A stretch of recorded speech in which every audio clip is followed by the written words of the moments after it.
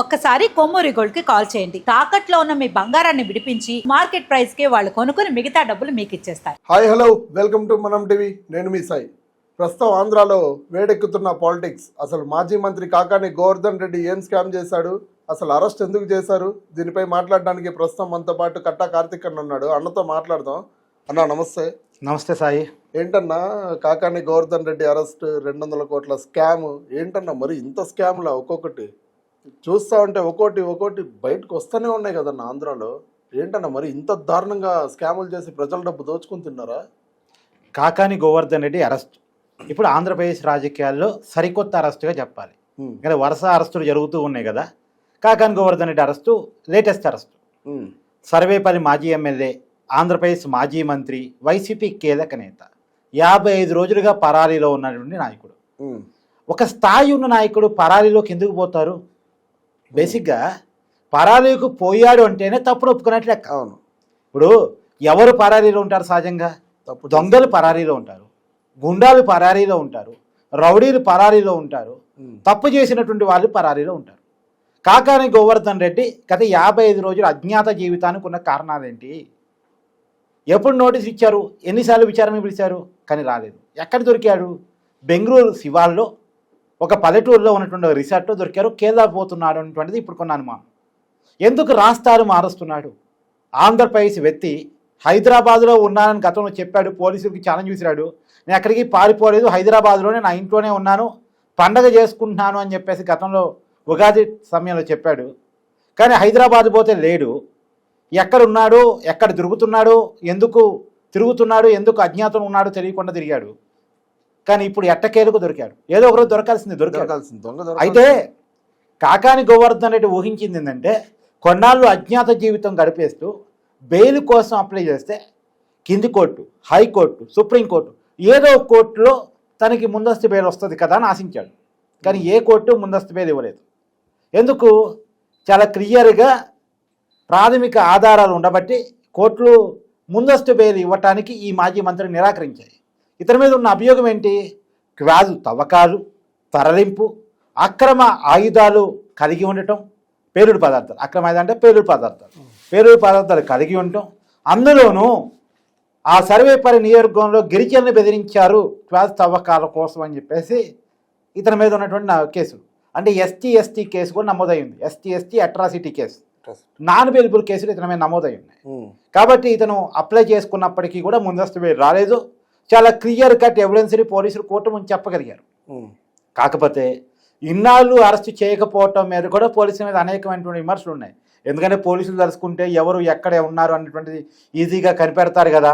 ఒక మనిషిని పట్టుకోవడానికి 55 రోజులు అంటే దానికి ఎందుకు టైం పట్టిందని పోలీసులు అడిగితే పోలీసులు చెప్పేది ఏంటంటే, ఆయన మొబైల్ వాడకుండా మొబైల్లో ఒక 2 యాప్లు, ప్రైవేట్ యాప్లు పెట్టుకొని దాని ద్వారా కుటుంబ సభ్యులతో టచ్లో ఉంటున్నాడు.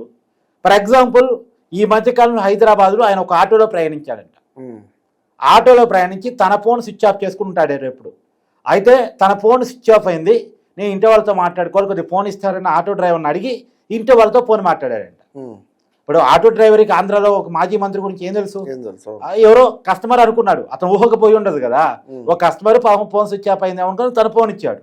కుటుంబ సభ్యులతో మాట్లాడారు ఒక నెంబర్ నుంచి అని ఐడెంటిఫై చేసిన పోలీసులు ఆ నెంబర్ ఎవరని ఎత్తితే హైదరాబాద్లో ఒక ఆటో డ్రైవర్ని బట్టి ఎంక్వైరీ చేస్తే నాకేం తెలుసండి, ఒక కస్టమర్ ఎక్కాడు, అతను ఒక మాజీ మంత్రి, వైసీపీ నాయకులు అన్న విషయం నాకు తెలియదు, ఏదో ఫోన్ స్విచ్ ఆఫ్ అయిందని అడిగితే ఇచ్చాను, నా ఫోన్ ద్వారా వాళ్ళ కుటుంబ సభ్యులతో మాట్లాడుకున్నాడు అని చెప్పేసి అతను చెప్పేటువంటి పరిస్థితి. అంటే ఒక మాజీ మంత్రి ఇలా ప్రవర్తించారా? రోడ్ల మీద ఆటోలో తిరగాల్సిన పరిస్థితి, ఆటోలు తిరిగి ఆటో డ్రైవర్ల ఫోన్లు అడుక్కొని ఇంటి వాళ్ళతో మాట్లాడుకోవాల్సిన పరిస్థితి. ఏంటి కర్మ, ఏంటి అవసరం? ఒకరు ఏ తప్పు చేయనప్పుడు చట్టం ముందు విచారణ కాదులే, సింహంలాగా నేనేం తప్పు చేశాను నిరూపించండి అని చెప్పేసి న్యాయబద్ధంగా పోరాడుకుంటే ఎంత బాగుంటుంది, ఎంత హూందాగా ఉంటుంది. నెల్లూరులో కూడా అదే అధికారులు ఉన్నప్పుడు తొడలు కొడతారు, డైలాగులు చెప్తారు, మీసాలు తిప్పుతారు, పవర్ఫుల్గా స్పీచ్లు ఇస్తారు. కానీ వీళ్ళ నిజస్వరూపం ఇలా ఉంటుందా? అంటే తప్పు చేశారు కాబట్టే ఇవన్నీ జరిగింది. తప్పు ప్రాథమికంగా నిర్ధారణ అయింది. క్లియర్గా అతని నోటితో, అతని చేష్టలతో అతనే తన తప్పును ఒప్పుకున్నాడు. కాకపోతే ఇప్పుడు నిరూపించాల్సిందల్లా కోర్టు ముందు టెక్నికల్గా నిరూపించాలి. తప్పు చేశాడు, ఇదిగో తప్పు, ఇదిగో ఆధారాలను కోర్టు ముందు ప్రొడ్యూస్ చేసి కోర్టు ముందు ఆధారాలు చూపించి నిరూపించాల్సిన అవసరం ఏదైనా ఉంది. నిజానికి ఈ కేసు వైసీపీ అధికారం ఉన్నప్పుడే పెట్టారు. వైసీపీ అధికారం ఉన్నప్పుడే మాజీ మంత్రి అదే సర్వేపల్లిలో కాకాని గోవర్ధన్ రెడ్డి మీద పోటీ చేసిన టీడీపీ నాయకుడు సోమిరెడ్డి చంద్రమోహన్ రెడ్డి పెట్టాడు. కాకపోతే అప్పుడు అధికారం ఉంది వైసీపీ కాబట్టి అప్పుడు ఈ కేసుని పెద్ద పట్టించుకోలేదు. పైగా అక్రమ తవ్వకాలు లేవు అని చెప్పి చూపించే ప్రయత్నం చేసింది.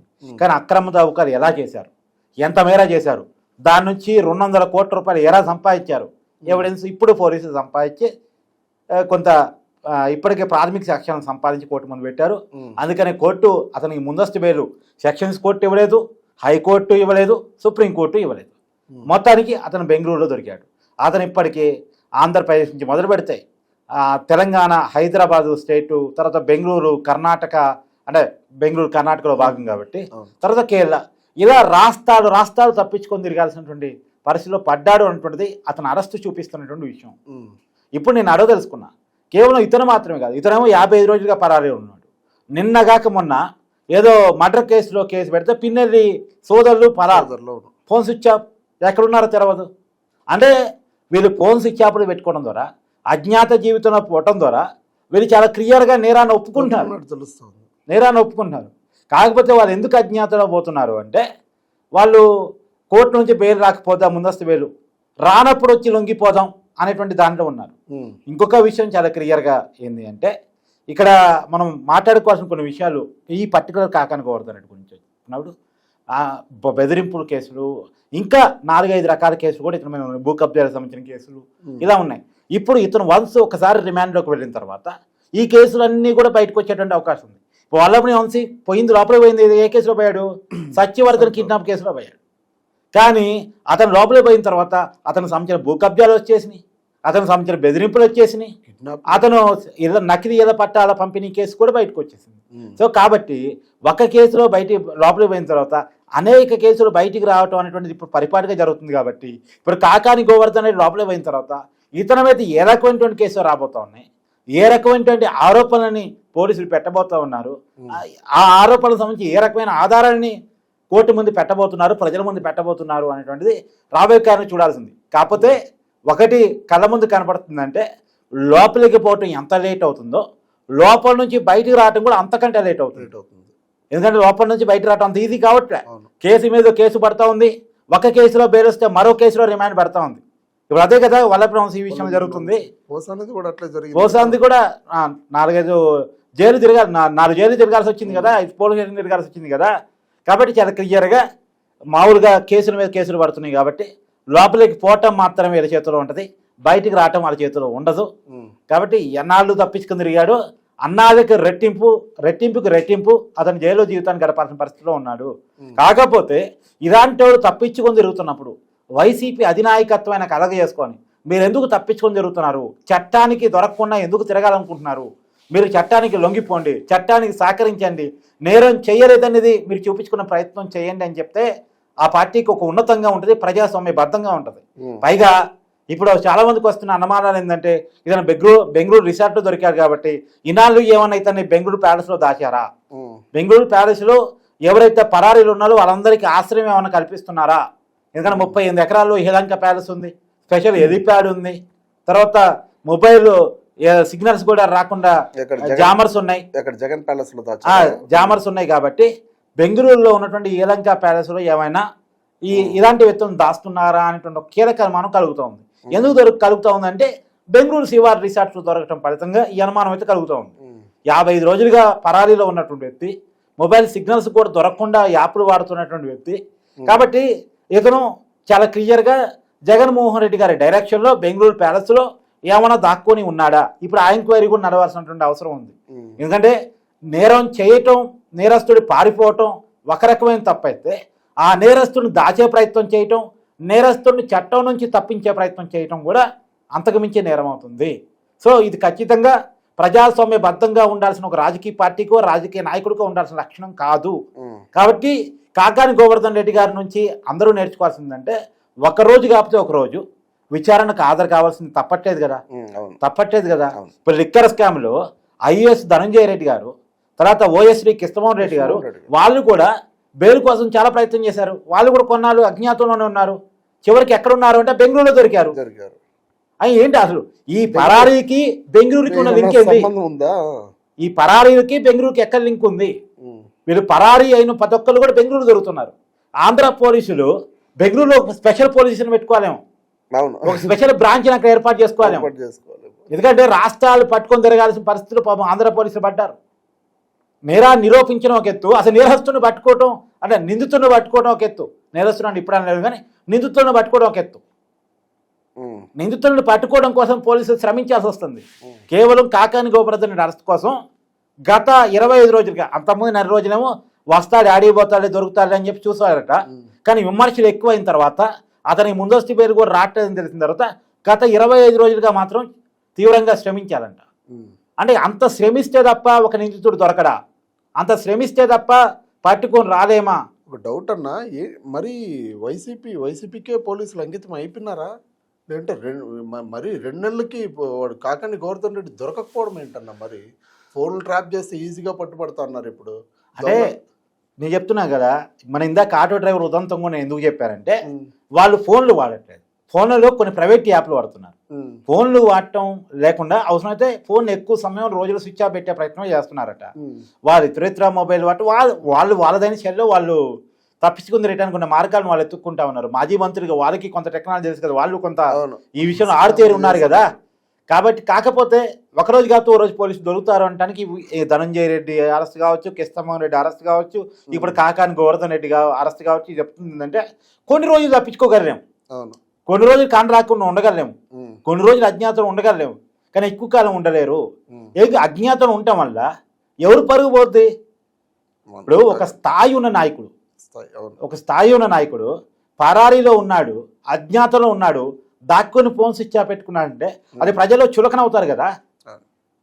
ఇప్పుడు అతను గతంలో అనేకసార్లు ఎమ్మెల్యేగా పనిచేసి ఉన్నటువంటి వ్యక్తి, మంత్రిగా పనిచేసి ఉన్నటువంటి వ్యక్తి, సీనియర్ నాయకుడు, ఉమ్మడి రాష్ట్రంలో కూడా నాయకుడు. అలాంటి వ్యక్తి అలా పరారీలో ఉన్నాడు అనేటువంటి పదం వినటానికి ఎంత ఎబ్బెట్టుగా ఉంటుంది. ఎందుకు పరారీలో ఉండాలి? పరారీలో ఎవరు ఉంటారు? నేరం చేసిన వాళ్ళు ఉంటారు. ఏంటి నేరం చెయ్యలేదు అనుకుంటున్నప్పుడు, ఇది అక్రమ కేసు అని వాదిస్తున్నప్పుడు వైసీపీ ఇదేగా వాదన పెట్టుకుంది.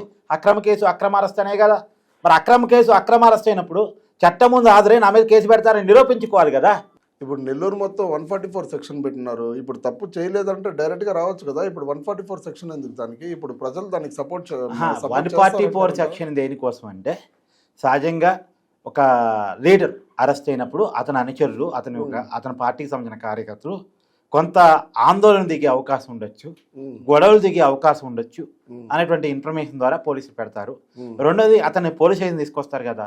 అదే నెల్లూరు జిల్లా సర్వేపల్లి నిజవర్గ పోలీసుని తీసుకొస్తారు కదా. ఆ సొంతం జరుగుతుంది కాబట్టి అక్కడ కొంత కార్యకర్తలు గుమ్మిగూడి పోలీసులను ఇబ్బంది పెట్టే ప్రయత్నం చేయొచ్చు, పోలీసులు విధులను అడ్డంకే చేసే ప్రయత్నం చేయొచ్చు, కొంత రాపసు కూడా గురి కావచ్చు అనేటువంటి కారణం చేత 144 సెక్షన్ పెడతారు. అది ఏదో జరిగిద్దని కాదు, జరగకుండా కాపాడుకోవాలనే కారణం చేత ముందస్తు జాగ్రత్తగా 144 సెక్షన్ పెడతారు. ఒక మాజీ మంత్రి స్థాయి వ్యక్తి అరెస్ట్ అయినప్పుడు సహజంగా పెట్టేది అది. కానీ ఏది ఏమైనా వైసీపీ కార్యకర్తలు కూడా గతంలో ఎక్కడ లేరు. ఇప్పుడు వల్లభి వంశీ అరెస్ట్ అయ్యాడు, గన్నవరంలో పెద్ద అరెస్ట్ జరిగిందా? రోడ్డు మీద జనం వచ్చారా? కాకాని గోవర్ధన్ రెడ్డి అరెస్ట్ మీద కూడా ప్రజల్లో పెద్ద ఏమీ లేదు నెల్లూరు జిల్లా ప్రజల్లో. ఎందుకని లేదు అంటే నిజంగా అదే రోజు కేసు పెట్టిన రోజు కనుక ఇతను చట్టం ముందు విచారణకు పోయి తన తప్పుని లేదు అనేటువంటి విషయాన్ని నిరూపించడానికి ముందుకు పోయినప్పుడు ప్రజలు సపోర్ట్ చేస్తారు. కానీ పరారీలో ఉన్నాడు అన్నప్పుడే ప్రజలకు సగం నిర్ధారణ వస్తుంది, అవును మనోడే తప్పు చేసి ఉంటాడు, అందుకనే కదా కాని రాకుండా తిరుగుతున్నాడు అనేది వస్తుంది కదా.